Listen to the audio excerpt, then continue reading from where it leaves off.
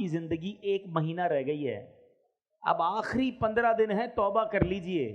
اب 1 ہفتہ رہ گیا ہے، اللہ کو راضی کر لیجئے، اب سجدے کر لیجئے، اب توبہ کر لیجئے. نہیں، کوئی میسج نہیں آئے گا، کوئی پیغام نہیں آئے گا.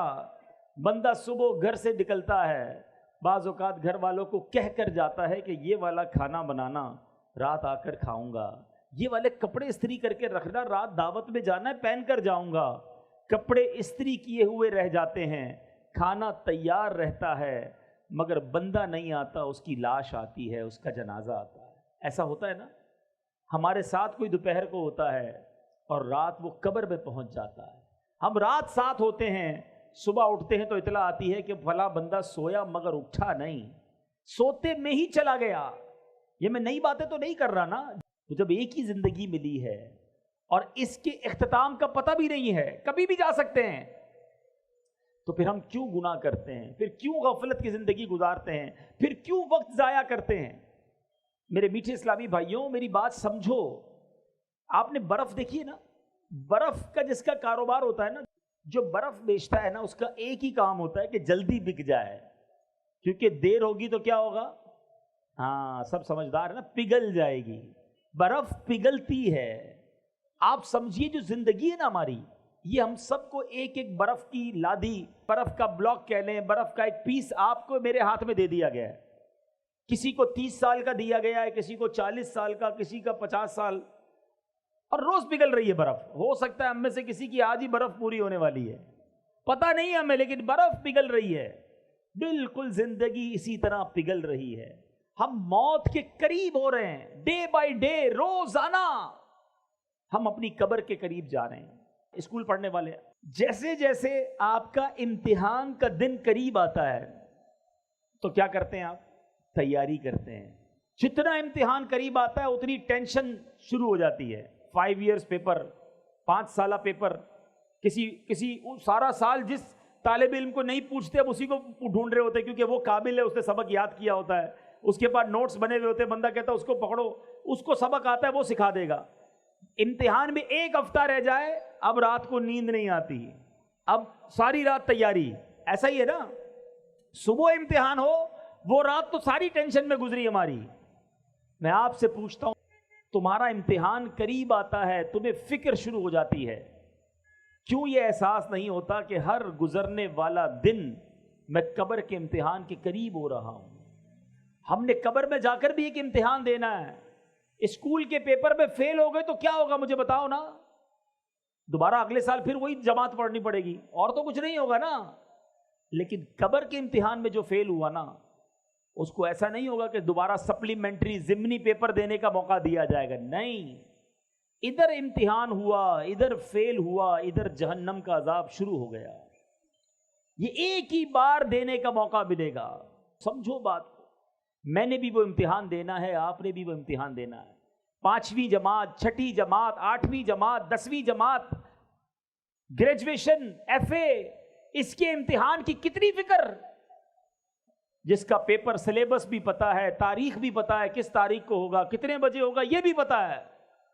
مگر ایک امتحان ایسا ہے جو آج بھی ہو سکتا ہے، کل بھی ہو سکتا ہے. اس کی تیاری کی کسی کو پرواہ نہیں ہے، کوئی سوچتا بھی نہیں ہے اس کے بارے میں کہ میں اس امتحان میں کامیاب ہوں گا کہ نہیں ہوں گا. یہ کیسی غفلت ہے، یہ کیسی سستی ہے. اے میرے نوجوان، بڑی تعداد میں ماشاءاللہ میں دیکھ رہا ہوں، بہت بڑی تعداد میں نوجوان ہیں. آپ سب نوجوان ہیں، اپنی آخرت کی فکر کیوں نہیں کرتے؟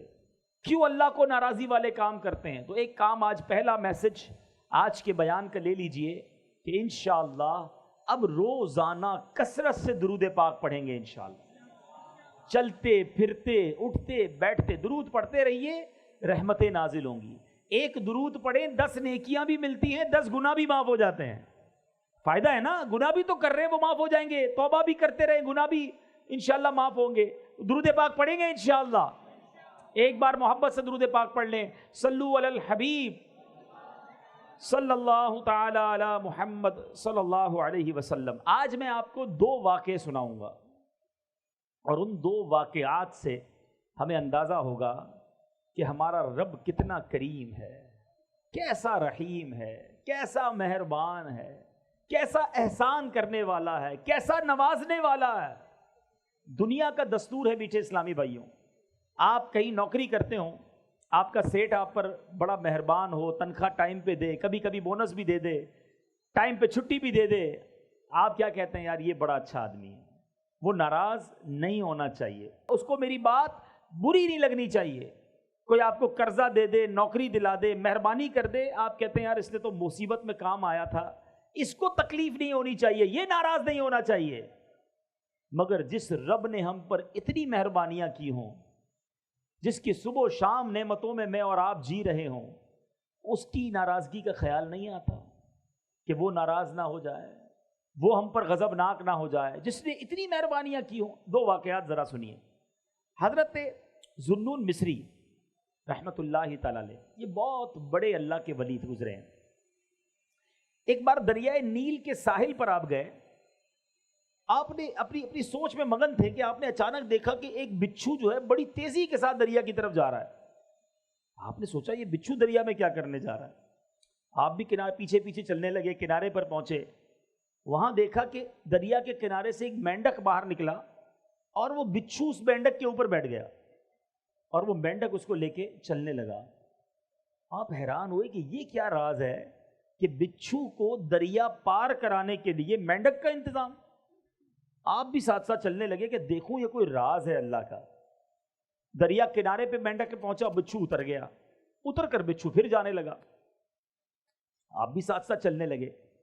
اب وہاں دیکھا کہ ایک درخت کے پاس جا کر وہ بچھو کھڑا ہو گیا۔ اس درخت کے نیچے ایک بندہ مدہوش، شراب کے نشے میں دھت پڑا ہوا، بے ہوش، اور اس بے ہوش آدمی کو مارنے کے لیے ایک بڑا سانپ اپنا پھن پھیلائے تیار ہے کہ اب اس نے اس بے ہوش آدمی کو مار دینا ہے۔ اس بندے کو پتہ بھی نہیں وہ بے ہوش ہے۔ اتنے میں بچھو آیا اور اس نے تیزی کے ساتھ سانپ کو ڈنک مارا، سانپ اس ڈنک سے مر گیا، بچھو واپس چلا گیا۔ بندہ بے ہوش ہے، سانپ مارنے کے لیے آ گیا ہے، لیکن اللہ کا سسٹم، نظام دیکھو کہ بچھو کو مینڈک نے دریا پار کرایا، آ کر سانپ کو مارا، واپس چلا گیا۔ آپ قریب گئے اس کو جگانے کے لیے تو اس کے منہ سے شراب کی بو آنے لگی۔ آپ حیران ہو گئے کہ یا اللہ، یہ شرابی، اور اس کے لیے ایسی حفاظت، اس کے لیے ایسا نظام۔ اللہ اللہ اللہ اللہ۔ اب سورج غروب ہونے لگا تو وہ نوجوان، اس کی آنکھیں کھلی، وہ ہوش میں آیا۔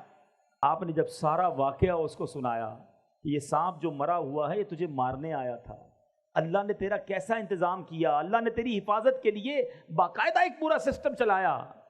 اللہ اکبر، اللہ اکبر۔ وہ شخص مٹی اٹھا کر اپنے ماتھے پر ملنے لگا کہ میں اتنا گناہ گار، اتنا خطا کار، رب کی اتنی نافرمانی کرنے والا، مگر وہ ذات گناہ گاروں کو اتنا نوازتی ہے تو جو نیکیاں کرتا ہوگا اللہ اسے کتنا نوازے گا۔ جو اللہ کا پسندیدہ بندہ بن جائے گا رب اسے کتنا نوازے گا۔ یہ کہہ کر وہ بندہ جنگلوں میں نکل گیا۔ اے میرے میٹھے اسلامی بھائیوں، اب کیا سیکھا اس واقعے سے؟ ایسا کریم ہے ہمارا مولا۔ آپ اور میں گناہ کتنے کرتے ہیں، کبھی سوچا ہم نے؟ آپ کی میری کوئی ایک بات نہ مانے، ذرا سنیے گا میری بات۔ آپ کسی کو کہیں جناب بھائی یہ کام کر دو، وہ کہے میں تو نہیں کرتا۔ دوبارہ آپ تھوڑے دنوں بعد کہیں بھائی جان مہربانی یہ کام کر دو، وہ کہے میں نہیں کرتا۔ تیسری بار آپ کہیں کہ بھائی میں نے کہا نا میں نہیں کرتا، چوتھی بار کہو گے اس کو؟ اچھا جس نے 3 بار آپ کی بات نہ مانی ہو دعوت پہ بلاؤ گے؟ کوئی تحفہ دو گے اسے؟ مسکرا کر ملو گے؟ اپنی بات کرو۔ ہماری 2-3 بار کوئی بات نہ مانے، نہ ہم سیدھے منہ بات کریں گے، نہ مسکرائیں گے، نہ دعوت پر بلائیں گے، نہ تحفہ دیں گے۔ میں اور آپ روزانہ رب کی نافرمانی کر رہے ہیں، صبح و شام اسے ناراض کر رہے ہیں، کتنی غلطیاں کر رہے ہیں۔ کیا رب نے کھانا روک لیا؟ رب نے پانی روک لیا؟ رب نے سانسیں روک لیں؟ رب نے پیر واپس لے لیے؟ اسی نے دیے تھے نا۔ ہاتھ لے لیتا، آنکھیں لے لیتا، زبان لے لیتا۔ وہ کیسا کریم ہے۔ ہم خطائیں کر رہے ہیں، وہ عطائیں کر رہا ہے۔ ہم اسے ناراض کر رہے ہیں، وہ پھر بھی نواز رہا ہے۔ ایسے رب کی نافرمانی کی جانی چاہیے؟ ایسے رب کو ناراض کرنا چاہیے؟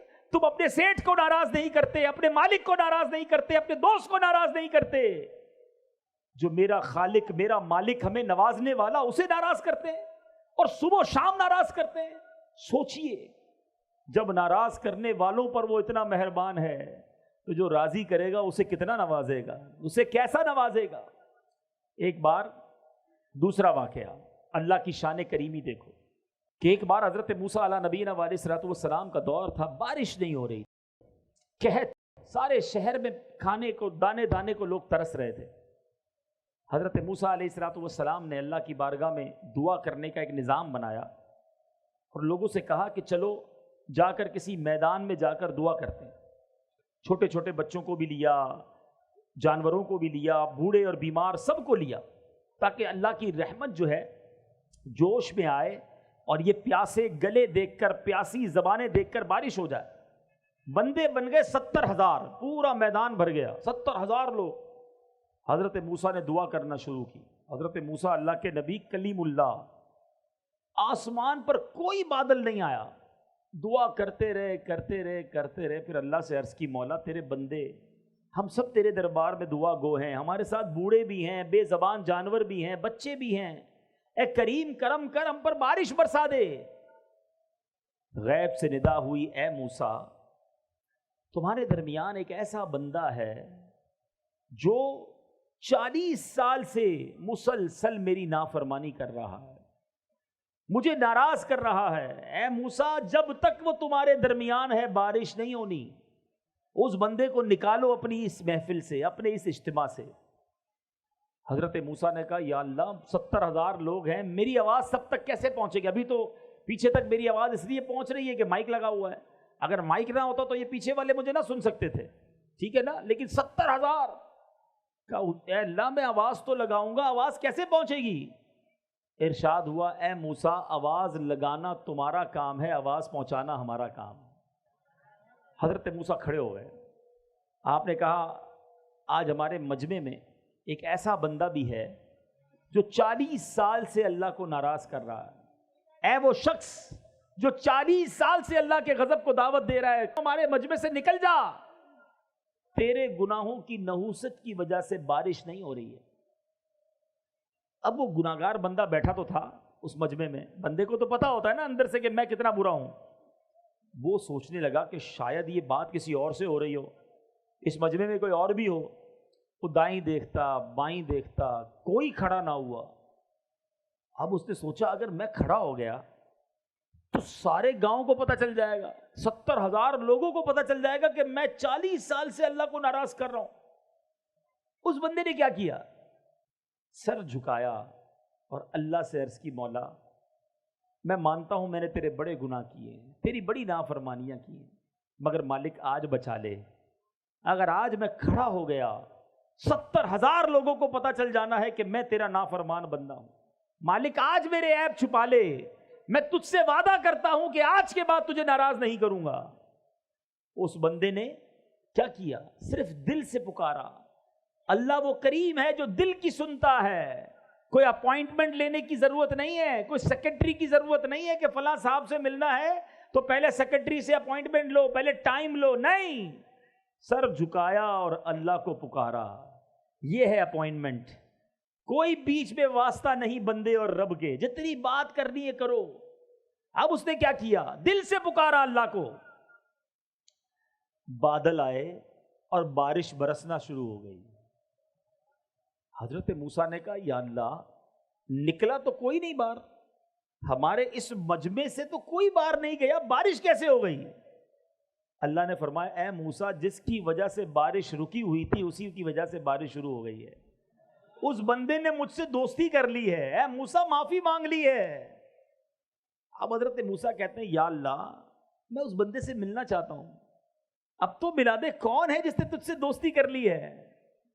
اللہ نے فرمایا, اے موسیٰ جس وقت وہ میرا نافرمان تھا میں نے اس وقت اس کے عیبوں پر پردہ ڈالا, اب تو میرا دوست ہو گیا, میں تجھے کیسے بتا دوں وہ کون ہے؟